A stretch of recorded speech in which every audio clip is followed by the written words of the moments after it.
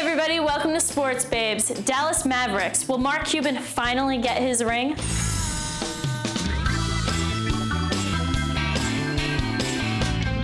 Hey everybody, and welcome to Sports Babes. So we've pretty much established, or I say most people established, that Dallas is the team to beat. Well, I think you have to recognize what this team has done in the regular season. They established a new team record for wins. Look at all the times they've rattled off 10 wins in a row. Right. I mean, it's absolutely amazing, but the fact remains that the playoffs is a whole different animal. Oh, it's a completely different game. I mean, basically in the regular season, you can run up and down the court. On this series, you really got to play defense. I think it's different, beating different teams every single night, Exactly. 10 times in a row, as opposed to beating the same team in a 7-game series. All right, so I think the thing you got to ask yourself now is what makes the Dallas Mavericks different from last year's team? You know what? There's not much except the fact that they have that sour taste in their mouth. I mean, they lost it. They literally had it taken away from them last year, and I think this year, if they're in the finals, it's not going to go more than 6 games. I mean, imagine 2 games away from winning that championship, but Dwayne Wade was living at the free throw line, and the Heat literally took it away from them, rattling off 4 wins in a row.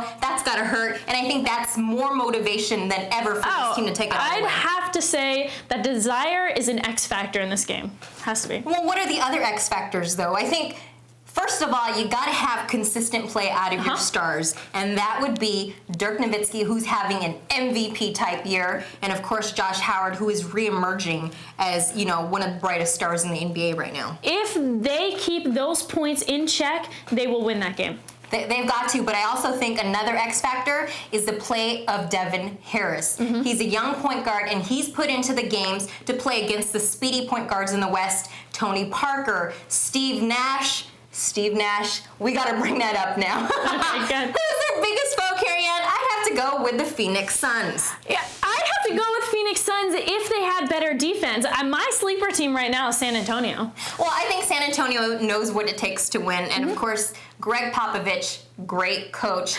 The only thing, though, is this team is old. They're aging before our eyes. They don't know if it's the old man team that's going to show up. That's true. So is Detroit. That's true. But I have to go back to the Phoenix Suns. I mean, this is a team that Dallas has struggled with in the regular season. Steve Nash runs it up and down the court, breaks down every single defense that's put in front of him. I mean, that's a dangerous team. We'll have to see. My vote's still in San Antonio, so we'll have to see. Okay, my clutch time's going to have to go to Hank Aaron, saying that he's not going to show up when Barry Bonds breaks the record. Hank Aaron, grow up.